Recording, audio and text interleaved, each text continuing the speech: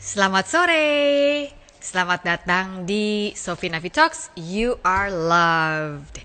Selamat sore teman-teman, selamat datang di talk show yang saya buat semenjak adanya pandemi ini, yaitu Sophie Navi Talks, You Are Loved. Banyak yang bertanya bagaimana caranya memunculkan diagram-diagram atau foto-foto seperti ini, karena mereka juga membutuhkannya.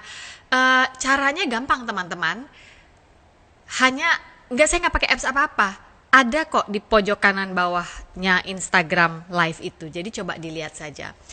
Oke, hari ini kita akan berbicara mengenai homeschooling, dan saya memutuskan bahwa biasanya kita selalu membuka acara Sophie Navi Talks ini dengan nyanyi-nyanyi dulu. Biasanya ada Mas Pongki ikutan nyanyi, tapi kali ini saking banyaknya pertanyaan, saya takut tidak bisa tercover dalam waktu 45 menit, maka saya putuskan hari ini tidak ada nyanyi-nyanyi. Namun kita akan nanti langsung terhubung dengan Ibu Helen Ongko, yaitu beliau ini mentor saya. Namun harus disebutkan juga bahwa beliau inilah pelaku mula-mula homeschool di Indonesia. Anaknya 3 dan tiga-tiganya sekarang sudah lulus kuliah semua. Nah, kita kalau mau belajar dari yang udah jadi aja kalau menurut saya. Dan ibu ini menariknya bukan stay at home mom, bukan saya bilang itu pekerjaan yang ringan ya. Namun ibu ini pengacara. Jadi buat teman-teman yang merasa saya kan kerja, suami kerja, you know what? Good news for you. Namun sambil menunggu ibu ini terhubung, maksudnya saya memencet tombol accept, saya mau mengingatkan lagi teman-teman. Nah, masih ingat ini? Tanggal 5 Juni kemarin, Pongki dan saya merilis sebuah single judulnya Love Will Follow. Ini adalah sebuah single duet yang kami hasilkan dalam masa pandemi. iTunes, YouTube Music. So please go nanti ya, jangan sekarang. Setelah talk show ini langsung ke Spotify, Joox, iTunes, YouTube Music, dan langsung saja bisa mendapatkan musik kami di sana. I promise you it's a very cheerful song. Oke, hari ini talk show kita disponsori atau disupport habis-habisan oleh teman-teman dari Ladang 5. Terima kasih Ladang 5, 3 hari berturut-turut mensupport acara ini. Ladang 5 ini adalah sebuah perusahaan yang adalah mereka menghasilkan tepung singkong, perusahaan lokal, Indonesia punya. Mereka menghasilkan tepung singkong dan juga menghasilkan banyak makanan produk turunan lainnya seperti mie sayur sehat, ada cookies juga buat ibu-ibu, teman-teman yang membutuhkan produk-produk gluten free. Kata siapa harus mahal? Di Indonesia sudah ada, ya. Oke. Langsung saja kita menghubungkan diri dengan Ibu Helen Ongko. Mari kita lihat apakah sudah di sini. Sudah. Beliau pakai nama Homeschool Ciniru karena beliau sebenarnya tidak aktif bersosial media. Jadi kalau Anda mau follow dia, jangan capek-capek.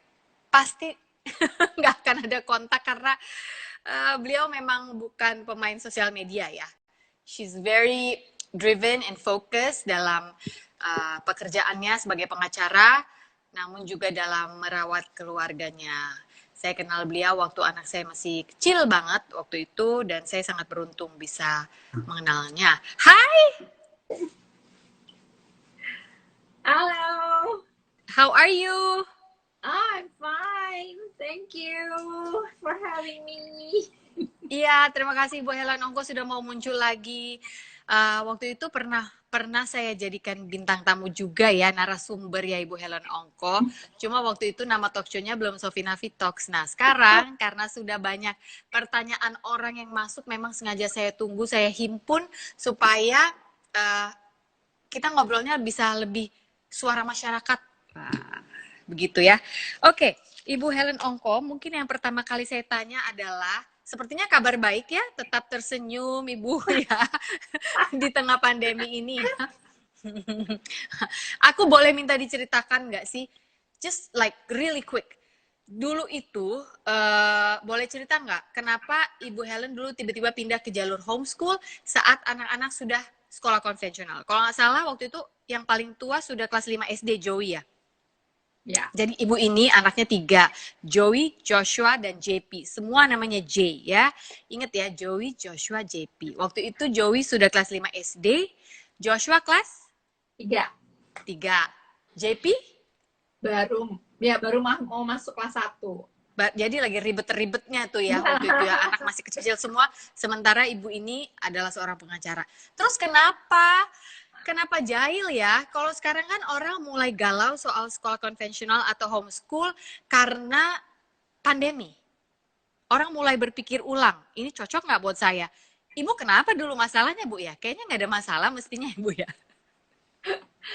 Ya, sebenarnya ya saya nggak pernah berpikir mengenai homeschool karena ya suami saya sibuk, saya juga sibuk. Tapi ya bagaimana karena anak saya karena sekolah Katolik kami dipanggil terus karena kami punya masalah dengan anak kedua yang nggak bisa belajar di sekolah konvensional. Ya, jadi agak sedikit bukan diusir sih, tetapi mereka bilang, aduh kami nggak bisa menangani anak ibu, ya nggak tahu gimana caranya. Jadi mau nggak mau, ya saya berpikir, berjibaku untuk mencari jalan gimana caranya untuk tetap ya membuat mereka ini membuat Joshua ini tetap bisa bersekolah. Waktu itu dibilangnya apa Joshua? Kalau mereka nyerah. Ya, dia itu setelah kami bawa ke psikolog katanya ADD ya, attention deficit disorder. Ya, jadi nggak bisa. Jadi kalau misalnya di kelas itu dia ngelihat keluar, dia ngelihat ke temennya gitu ya. Jadi nggak bisa konsentrasi. Kalau misalnya disuruh nulis, dia liatin aja gurunya sambil dia nggak. Jadi akhirnya ya kami bawa pulang, lalu ya saya ya harus mempunyai cara gimana caranya anak ini ya mendapat pendidikan supaya ya dia bisa masih gimana supaya dia tetap berguna di masyarakat gitu ya. Nah, tetap berguna di masyarakat. Tapi kan waktu itu yang memiliki masalah menurut sekolahnya adalah Joshua, yang anak kedua. Kakaknya kan enggak. Kenapa kakaknya dikeluarin juga ya? Di homeschooling juga? Iya, sebenarnya Joshua duluan di homeschool. Jadi kami di rumah, saya masih kerja, suami saya masih kerja, kami panggil guru gitu ya. Dia ternyata gurunya bilang dia itu sebenarnya suka belajar. Nah, jadi akhirnya itu tahun 97 di mana kantor itu kan kadang-kadang ditutup karena ada demo ya. Nah, karena gurunya nggak bisa datang, akhirnya saya terpaksa ngajarin. Nah, waktu ngajar, ternyata ya Joshua itu memang punya keingintahuan yang banyak sekali. Dan saya bilang, kok kenapa kamu nggak suka di kelas? Ya, karena guru saya nggak suka ditanyain, dan dia nggak mau dengerin saya, gitu ya. Jadi, memang dia bukan anak yang bisa belajar di kelas konvensional ya. Oke. Akhirnya kakaknya harus ikut. Ya, akhirnya karena kedekatan dan keseruan kita gitu belajar, terus kakaknya bilang, adiknya yang bilang, aku nggak suka di sekolah yang baru karena dia kan dari TK baru masuk ke sekolah SD konvensional gitu, ya. Konvensional. Dia bilang, aku mau di rumah aja sama mama. Ya, tambah pusing lah. Ya, tapi akhirnya ya kita bikin seru karena saya juga gak punya kurikulum, saya nggak tahu apa yang diajarin, tapi akhirnya main aja gitu, ngobrol, main ya. Terus kakaknya bilang, kok fun ya, kok enak banget ya, kok kalian nggak belajar, nggak ada PR gitu ya. Akhirnya waktu dia bilang, aku juga saya tambah pusing. Oh, begitu kakaknya bilang, saya juga, karena dia pikir hanya main-main sekolahnya, baru mulai cari tahu bagaimana mengajarkan anak begitu ya. Waktu itu belum ada kurikulum orang-orang homeschool di Indonesia. Ya, kata homeschool juga ya kata yang enggak asing, enggak umum ya. Ya, konsep yang enggak diketahui oleh orang-orang ya. Oke. Saya kasih sedikit ulasan dulu ya teman-teman. Ibu Helen Ongko ini anaknya 3. Tadi yang sudah disebutkan Joey, Joshua, dan John atau JP. Ketiga anak ini sekarang udah besar-besar. Jadi yang diceritakan tadi adalah waktu mereka masih kecil-kecil ya. Joey anak pertama sudah 30 tahun. dan sudah lulus dari Fakultas Hukum Universitas Pajajaran, anak homeschool nih ya, dan mendapatkan beasiswa LPDP untuk meneruskan ke University of Sydney, dan sekarang sudah lulus juga dari Sydney, sudah bekerja sebagai lawyer atau konsultan hukum. Baru aja pulang sidang kayaknya tadi ya, Joey ya. Ya, lalu Joshua yang tadi dibilang sama sekolahnya, ini susah, nggak mau diajarin, anaknya lihat situ, lihat sini, nggak mau lihat saya. Joshua ini umurnya 27 tahun, sudah lulus dari BINUS interjurusan graphic design, dan sekarang bekerja di International Marketing Sony Music, hasil anak homeschool. Lalu John yang paling kecil, atau kita biasa panggilnya JP, umurnya 25 tahun, baru saja selesai, ya ampun, aku kenal JP dari kecil, dia sudah selesai S2 di UT Dallas, dan sekarang bekerja di sebuah kantor IT di Dallas, Amerika. Semua hasil homeschool ya, Bu? Jadi intinya homeschool ada yang jalur universitas negeri, ada yang universitas swasta anak kedua, dan universitas luar negeri semua Ibu golin berarti ya. Berarti Ibu memang narasumber yang pas kali saya wawancara di sini. Karena kalau ditanya saya cuma bisa ngomong, anak saya baru 16, yang satu baru 12. Ya sejauh ini sih oke sih, tapi belum ada bukti kalau anak ini bisa saya kirim ke perguruan tinggi di mana saya yakin semua ini adalah tujuan semua ibu dan bapak yang hari ini menonton. Jadi kalau saya tangkap begini, ketika keluarga ibu mengalami sebuah masalah, disitulah Ibu Helen berpikir, saya mau ambil alih permasalahan itu bersama-sama, tapi dipikul sebagai satu keluarga, dan solusi yang ibu temukan adalah dengan homeschool, bahkan pada saat itu belum tren. Ibu nggak dapat tekanan dari sekitar, dari mertua mungkin, dari tante-tantenya anak-anak yang kayak, kamu ngapain? Anak kok di keluar? Emang kamu bisa ngajar? Ya, iya yang paling ribut ya pasti ya ibu saya, betul mertua ya, karena ya suami saya harus sepakat ya. Nah, yang paling menyakitkan dari semua komen orang-orang adalah kamu gambling, kamu mempertaruhkan masa depan mereka. Ya, padahal mereka anak laki gitu ya. Kenapa harus gambling gitu kan? Belum pernah ada hasil, belum pernah ada orang yang lakukan gitu ya. Nah, itu sementara mana ada orang tua yang mau mempertaruhkan masa depan anaknya? Kan tidak ada ya. Jadi mungkin kita harus kembali ke tujuan kita itu apa ketika kita memilih untuk menghomeschool mereka. Oke, saya fast forward ke masa sekarang. Banyak pasangan sama-sama bekerja juga, sama seperti Ibu Helen dan suami juga ya dulu. Namun sekarang ditambah stres pandemi. Jadi kayaknya stresnya nambah nih. Memang sih work from home, tapi udah berjibaku dengan new normal, kadang-kadang mungkin harus masuk kantor dengan keadaan yang baru. Dua hal yang saya perhatikan yang terjadi di masyarakat. Satu, mereka takut masuk sekolah lagi nanti saat new normal karena resiko anak tertular virus terbuka lebar apabila belum disiapkan vaksin. Kedua, ada fenomena yang terjadi, mereka mau tetap di zona yang mereka sudah tahu saja, anak-anak stay in school aja lah, bisa kok kerjakan online school from home sampai saatnya harus masuk sekolah lagi. Nanti saya baru pikir gimana-gimananya kalau ternyata vaksin masih belum ditemukan tapi tetap mau new normal. Atau saya bertahan aja online school begini terus. Apakah sah alasan bila kita pindah ke sistem homeschool hanya karena kita ketakutan? Ataukah butuh pemikiran lebih mendasar akan mengapa keluarga saya membutuhkan sistem homeschool? Ya, mau dalam keadaan apapun ya, waktu itu karena saya ya terpaksa karena anak saya tidak diterima oleh model sekolah formal. Ya. Nah, jadi yang akhirnya kami lakukan adalah ya saya harus mendapat kesepakatan dari suami ya. Ya. Nah, pada itu pertama ya. Suami harus kompak dulu ya. Oke. Nah, saya memang melihat ya banyak sekali homeschooler ya yang dulu bahkan yang sekarang salah satu aja yang mengambil keputusan ya, dan ini pentingnya suami istri itu harus sepakat. Jadi saya menetapkan bahwa saya melakukan ini itu setelah suami saya bilang nggak ada jalan lain. Oke, let's do it gitu. Tapi do it together. Nah, jadi kalau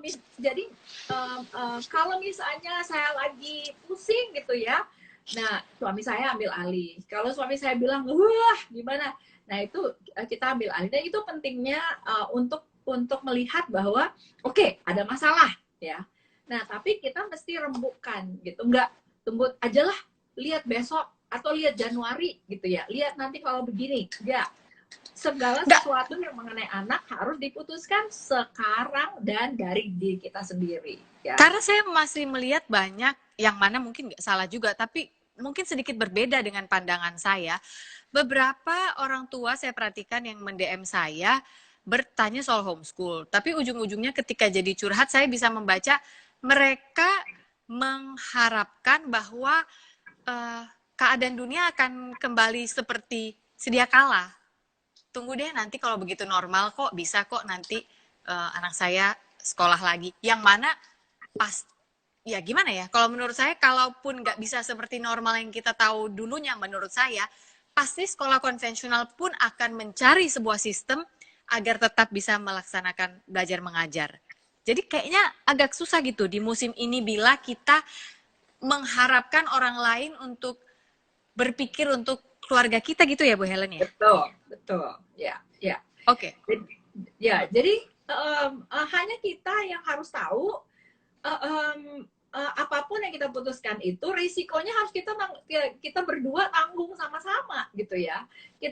Jadi paling nggak suami istri itu walaupun mertua bilang begini, walaupun ibu kita bilang begini, adik kakak, saudara bilang begitu, kalau kita udah sepakat suami istri itu gampang sekali gitu ya untuk bilang bahwa ya kalaupun ada apa-apa ya kita tanggung berdua gitu. Dan itu sangat berbeda hasilnya daripada saya melihat ya di dalam perjalanan gitu itu ya suami istri saling menyalahkan. Dan kalau misalnya bilang lah kan kamu yang mutusin, kan mama yang punya ide dulu gitu ya. Saya kan waktu itu saya kan nggak setuju, sekarang kalau ada masalah kenapa ke saya. Nah itu yang membuat ya homeschool itu menjadi ada banyak celahnya ya untuk untuk masalah itu masuk. It's a family long time project ya. Ya. Itu seperti lari maraton ya. Bukan lari sprint ya. Jadi kita nggak tahu ujungnya, tapi ya kita harus ada orang yang jalan sama-sama kita yang bilang ini benar nggak sih kita lakukan. Jadi ya harus ada temen yang lari sama-sama karena ujungnya tuh nggak kelihatan. Kadang-kadang benar-benar nggak kelihatan. Ya, oke. Bahkan bagi pasangan yang sudah berpisah pun, saya rasa bila komunikasi dengan sesama baik, ya, lalu yang ada di rumah mungkin neneknya atau siapa, itu juga bisa dijadikan partner ya, betul. Yang merawat anak ini gitu. Oke, saya mau tanya soal ini. Ini banyak banget orang meributkan kurikulum. Gimana ya? Saya cari di mana ya kurikulumnya? Soalnya saya kepengennya nanti anak saya lulusnya harus IB atau harus Cambridge atau harus pokoknya bisa SAT itu loh ke Amerika itu gimana itu caranya gitu ya. Mungkin setahun yang lalu saja pertanyaan ini masih sangat valid. Kalau sekarang di musim pandemi saya agak bingung nih karena I don't think anybody cares right now mau kurikulum apa. Satu dunia shutdown. Tapi oke, jangan saya yang jawab. Mungkin kalau saya yang jawab agak asal. Mendingan ibu aja yang jawab yang sudah lebih menjalani dan sudah memetik hasilnya, Bu Helen. Gimana ini? Iya, zaman dulu sih waktu saya mulai gitu nggak ada yang namanya IB, nggak ada standar gitu ya. Nggak ada. Itu standar siapa gitu? Iya, nggak ada. Nggak ada. Jadi standar keberhasilan itu pokoknya kalau misalnya anak saya yang kedua sudah dicap nggak berhasil di sekolah ya. Karena apa? Karena kalau suruh ulangan dia nggak mau ya. Kalau suruh bikin dia nggak mau. Jadi ya nggak ngelawan tapi nggak mau aja. Nah itu di standar sekolah aja dianggap anaknya nggak paling pasti nggak berhasil gitu ya. Nah jadi udah gitu ya pasti kita bilang dia akan lulus nggak SD, dia akan lulus nggak SMP, kita kayak gimana ya. Nah jadi sebenarnya pada waktu ini gitu ya, menurut saya keadaan saya waktu itu sama persis dengan keadaan yang sekarang ya. Ya kan sekarang standar juga carut marut kacau balau because satu dunia hello. Benar gitu. Bahkan saya apa namanya kan saya terus ngikutin gitu ya, mengikuti karena teman-teman saya terus nanya mengenai oh kamu yang udah homeschool. Nah, saya ada satu apa namanya ya saya nggak sebutin namanya, tetapi dari pemerintah mengatakan bahwa jangan dipaksakan ibu-ibu untuk kurikulum. Hai, Rangga. Nah, Jangan dipaksakan. jangan dipaksakan untuk beli buku atau jangan dipaksakan untuk menyelesaikan kurikulum ya. Ya. Nah, terus ya akhirnya si responden ini bilang, jadi kalau gitu pakai kurikulum apa Pak? Ya Ya. kurikulum tahun lalu aja. Saya bilang, kurikulum tahun lalu, terus dia bilang, kalau kurikulum tahun lalu kan udah diajarin Pak. Ya diulang aja lagi. Nah, kalau ya kalau kita bilang loh, jadi apa standar maju, apa standar berhasil gitu ya? Kenapa? Karena pemerintah itu tidak janji, tidak mengharuskan gitu bahwa ada raport, harus ada raport dan kelulusan juga ya. Kalau misalnya SMP, kalau anaknya sekarang itu muridnya itu kelas 6 mau masuk ke SMP harus diterima walaupun tidak ada ijazah. Nah, ya jadi standar-standar seperti ini. Bahkan saya dengar di California semua universitas mengatakan kami tidak akan mempersyaratkan SAT. Jadi SAT tidak berlaku nih saat ini. Tidak berlaku di California. California, oke. Ya, oh, jadi wow. Mereka juga bingung kali ya mau gimana? Iya, mereka bilang apa standarnya, karena kasihan gitu, nggak adil untuk membuat orang tua itu dan murid-muridnya untuk menyelesaikan kurikulum tanpa guidance, tanpa sekolah menolong mereka. Jadi mereka caranya bagaimana penerimaan? Dilihat satu persatu, case by case, one student at another, gitu kan. Nah, akhirnya kembali lagi ke saya bilang anak saya harus saya persiapkan bahwa standarnya adalah diri mereka sendiri. Apakah mereka harus menjadi versi yang terbaik dari siapa mereka? Iya, bagaimana Tuhan menciptakan mereka. Kalau dia ikan, masa diharapkan bisa panjat pohon gitu ya? Ya, betul. Ya, sama seperti saya nggak bisa bikin standar Joshua sesuai dengan bahkan standar kelasnya, standar sekolahnya. Saya tahu pasti dia nggak akan naik kelas, dia tidak akan lulus gitu ya. Nah, tapi saya bilang dia harus menjadi terbaik dari versi Joshua. Iya, oke. Jadi kurikulum yang terbaik adalah ini, sebelum kita nanti bicara pilih kurikulum ya. Kurikulum yang terbaik itu adalah menjadikan mereka sebagai manusia yang belajar disiplin, disiplin diri ya. Terus apa lagi Bu Helen? Ya, jadi pertama disiplin, menolong mereka, proses itu harus ada. Jadi disiplin akan menjadi disiplin diri ya, self discipline. Terus kontrol, pengawasan ya, sampai di mana kita bisa mengawasi mereka, menolong mereka, mengawasi keberhasilan mereka sampai akhirnya mereka bisa mempunyai self control ya, kontrol diri ya. Satu yang ketiga adalah motivasi, kita memotivasi mereka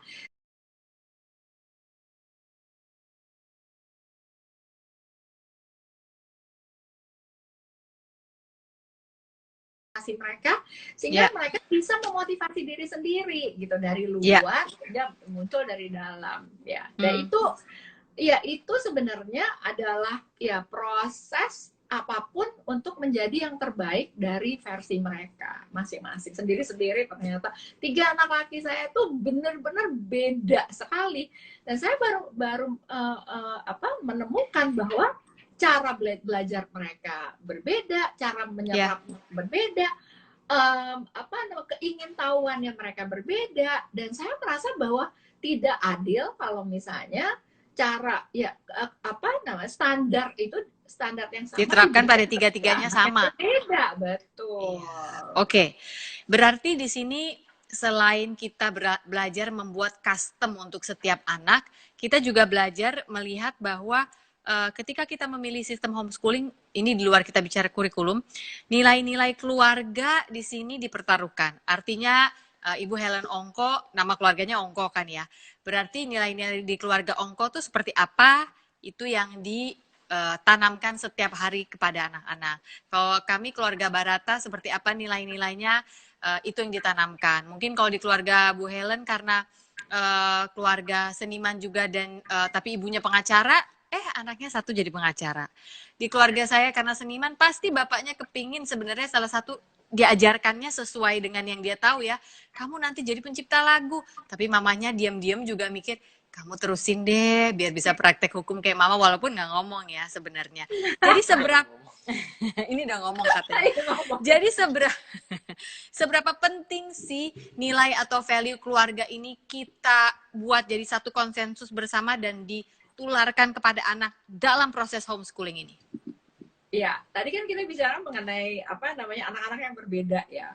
Apa yang keinginan mereka, apa yang mereka ingin capai, hobinya mereka, hobi yang akhirnya menjadi potensi. Jadi itu semuanya berbeda. Tapi ada satu yang mengikat mereka ya, sehingga mereka itu seperti kayaknya kamu anaknya si ini deh, kamu kayaknya adiknya si ini gitu ya. Apa sih yang mengikat? Adalah apa yang mereka pentingkan. Jadi nilai ya apa yang membuat mereka ini berharga. Kenapa? Karena nilai ini berkaitan sekali dengan masalah setiap anak ya. Dan ini kadang-kadang tidak ada di dalam kurikulum. Yaitu penerimaan gitu ya. Penerimaan, acknowledgement dan pengakuan gitu ya. Dan pengakuan bahwa kamu itu ya kamu adalah terbaik dari diri kamu gitu ya. Nah, jadi untuk membangun nilai ini, ya banyak yang mengatakan ya jati diri gitu ya. Ya. Dia anak-anak yang tidak tahu jati dirinya, mereka berusaha mendapat pengakuan dari dunia. Tadi kita dari luar standar kurikulum.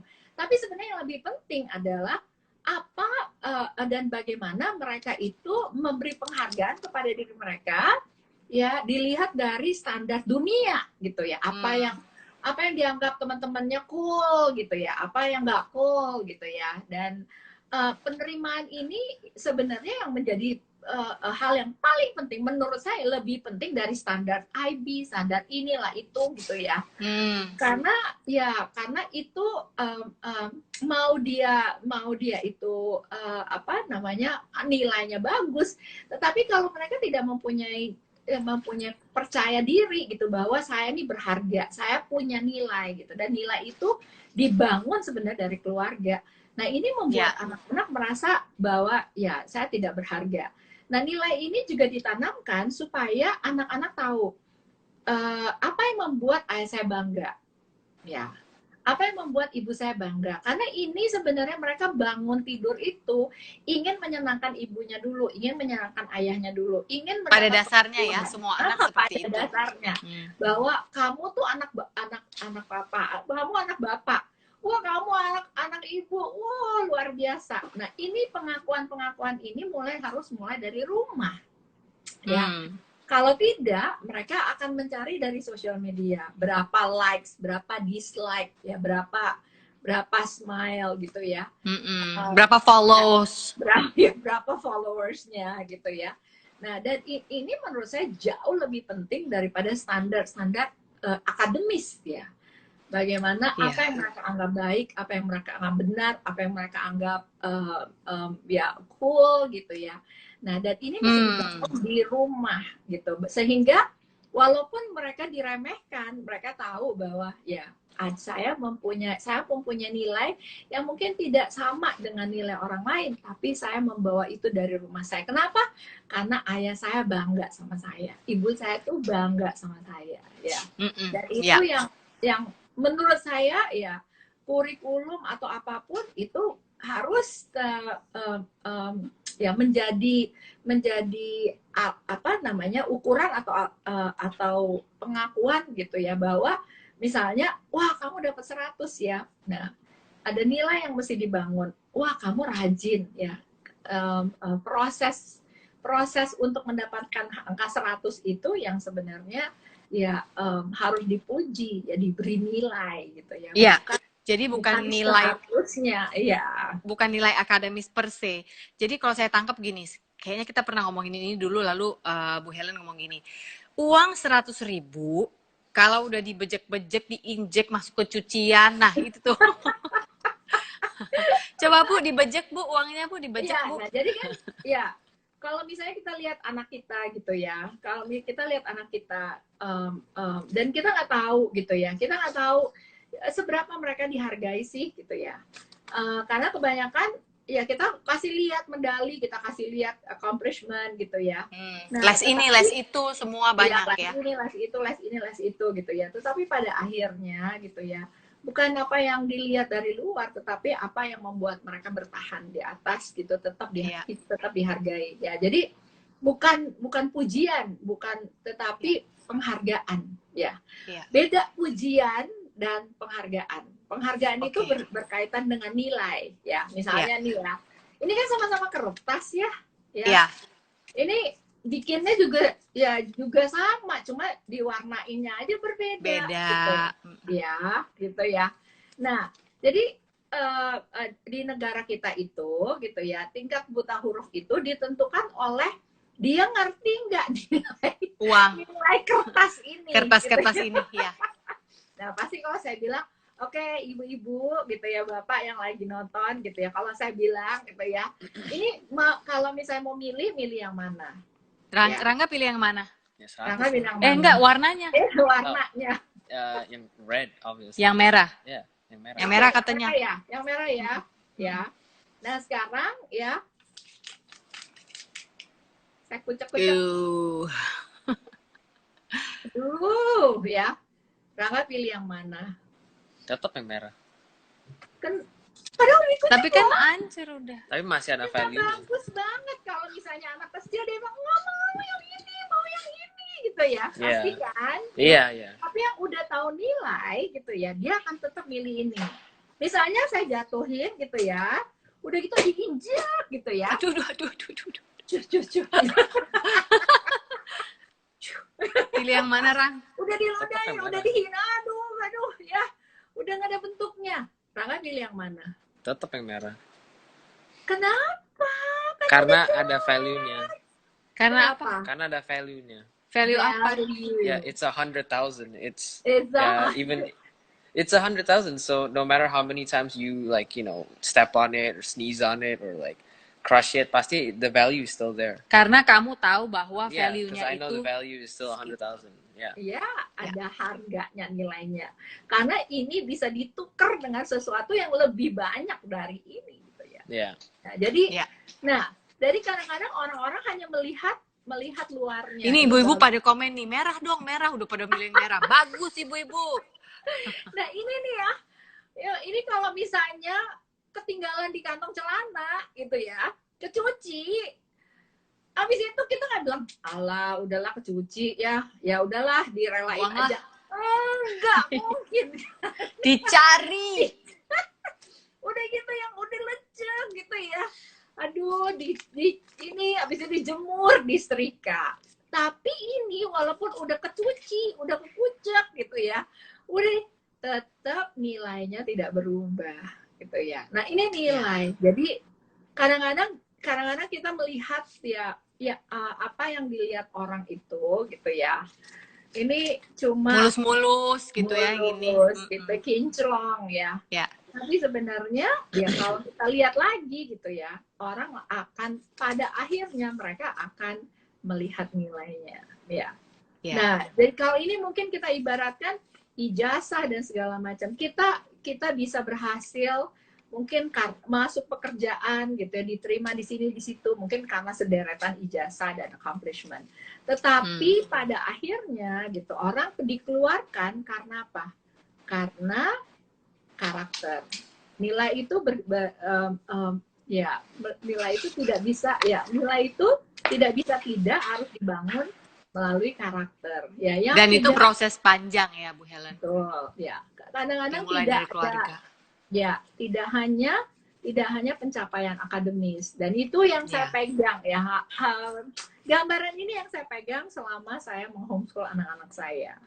Jadi bahwa orang tuanya mengerti nilai mereka ketika diciptakan Tuhan seperti apa anak ini, Dan itu yang kita tinggal teruskan gitu ya. Kemana arahnya, kemana bakatnya begitu ya. Bukan seperti yang didikte oleh dunia gitu ya. Iya.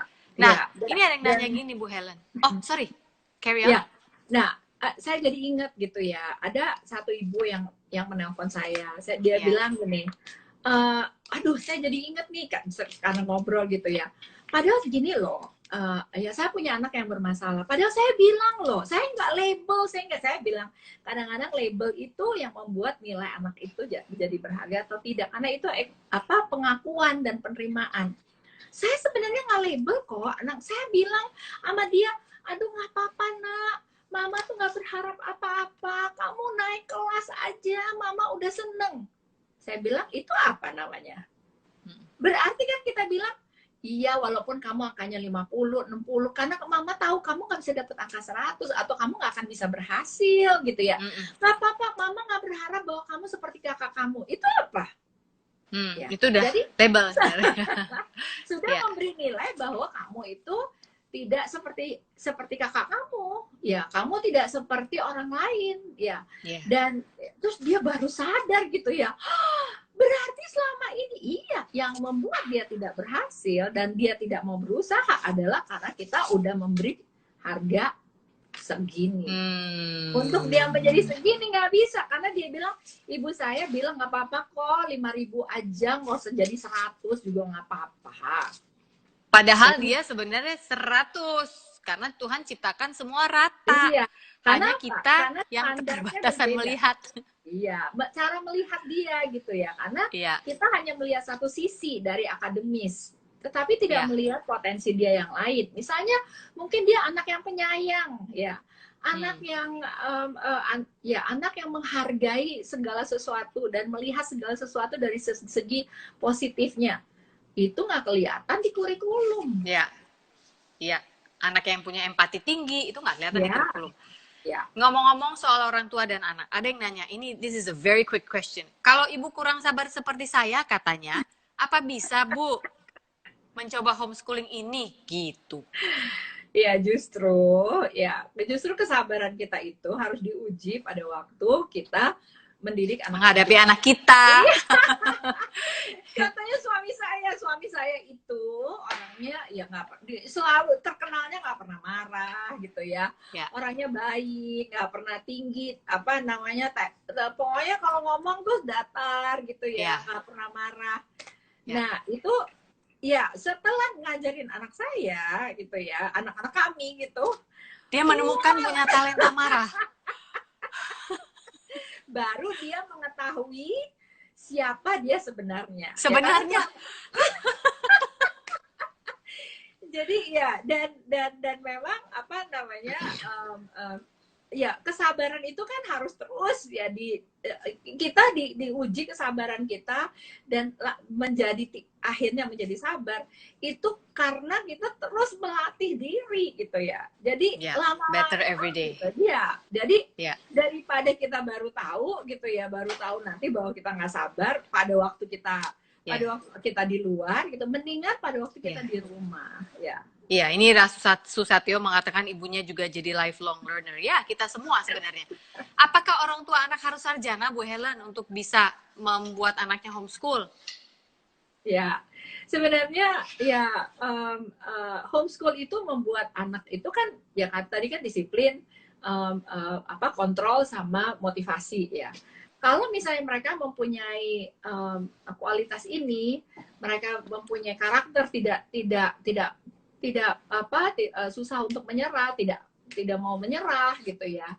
Nah, sebenarnya ya mereka itu disiapkan untuk menjadi anak yang belajar gitu ya. Jadi sebenarnya sepinter apapun gitu ya, apapun kita ya, kalau misalnya kita tidak membuat mereka itu menjadi learner gitu ya, menjadi orang yang belajar, yang tidak pantang menyerah, tahu bagaimana menemukan jawaban gitu ya.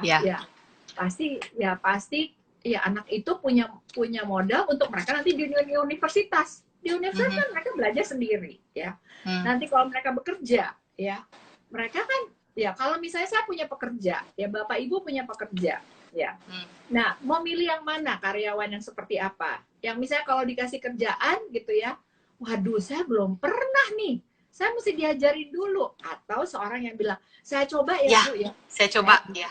ya. Oke, itu udah kelihatan ya perbedaannya. Ada yang tanya gini, sedini apa bisa mulai homeschool? Apakah anak TK bisa? Mereka kan masih butuh sangat diasuh katanya. Dan umur berapa udah terlambat? Apakah usia belas-belas ini sudah terlambat? Mungkin buat orang tua yang saat ini berpikir tertrigger berpikir homeschool mungkin sedikit dipengaruhi oleh pandemi. Jadi paling dini usia berapa Ibu? Boleh? Ya. Pokoknya gini, ya apa namanya, kalau Bapak Ibu sudah mulai melihat anak-anak itu udah bisa ya apa namanya buka handphone kita, pencet TV, ngeliatin joget-joget sendiri, nyanyi-nyanyi sendiri. Nah, sebenarnya dia dalam proses belajar. Cuma sekarang kita tanya, apa yang dia pelajari, apa yang dia proses. Ya. Nah, jadi sedini mungkin pada waktu keingintahuan mereka itu sudah mulai. Ya. Lalu kapan berakhirnya? Waduh, saya rasa ya apalagi di masa pandemi ini kelihatan ya. Dokter-dokter yang ahli, semua orang-orang yang ahli penyakit apapun sedang lagi belajar, masih belajar untuk menemukan virus. Dan menemukan cara bagaimana kita berdamai atau living in harmony with disaster.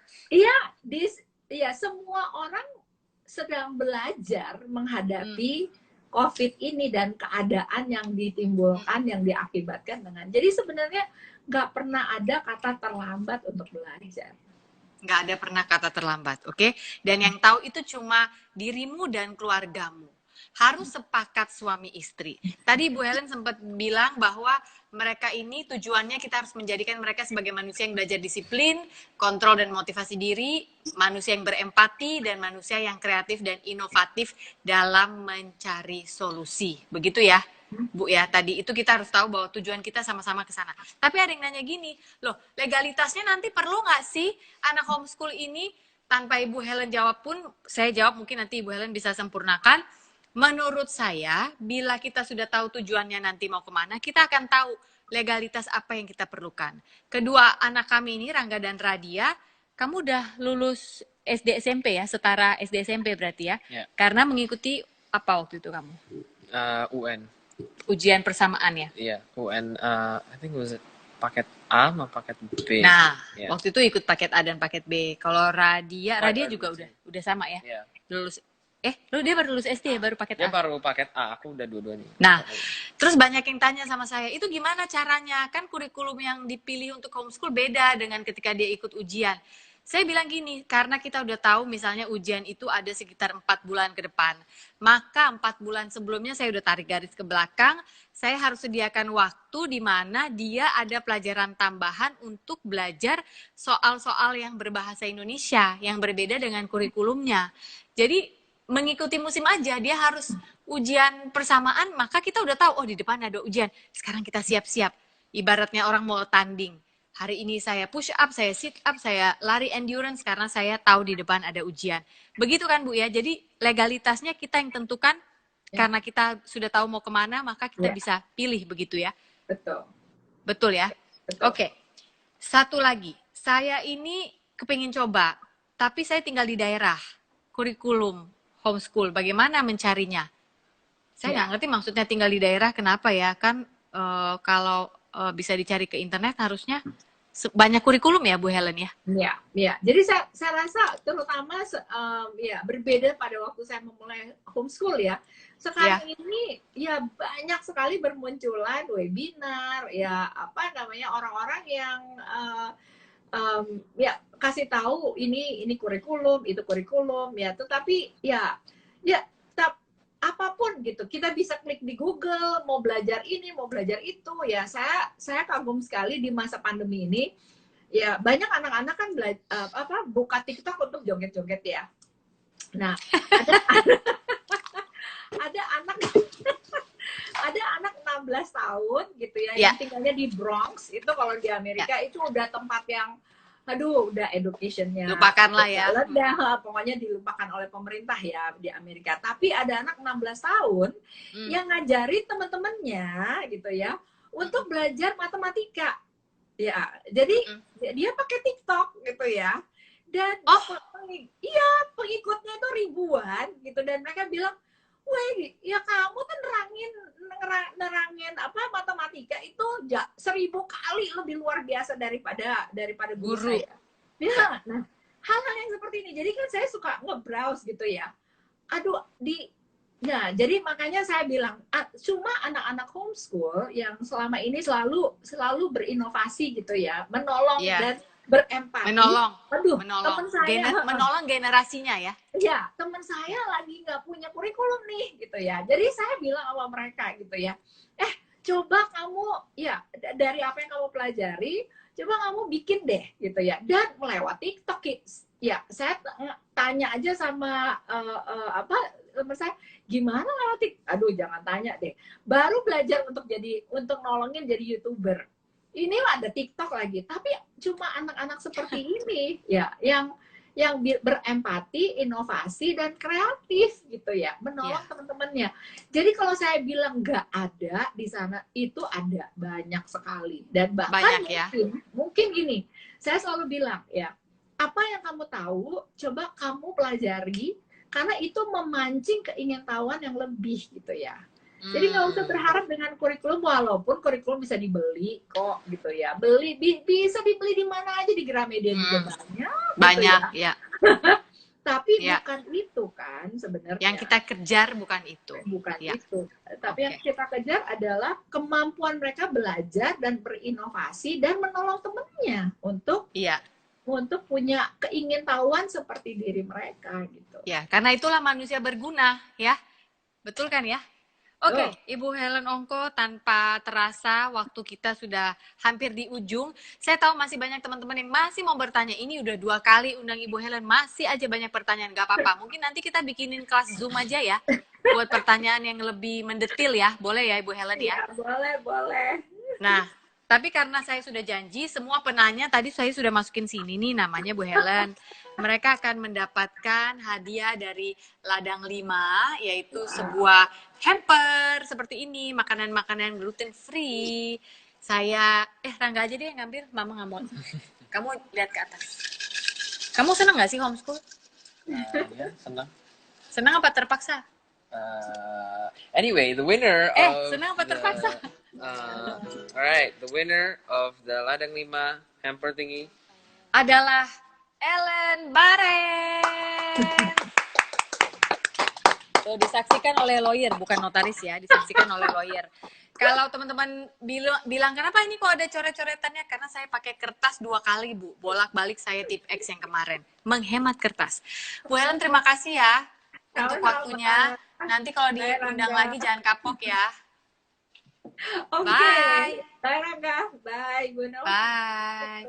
Oke, itu dia tadi Bu Helen Ongko, seorang ibu, istri, dan juga praktisi homeschooler, di mana anak-anaknya 3 semua sudah lulus perguruan tinggi, sudah jadi semua, bahkan anak pertama dan ketiga bahkan sampai S2, anak kedua kerja di Sony Music International. Wow, semuanya hasil homeschooling.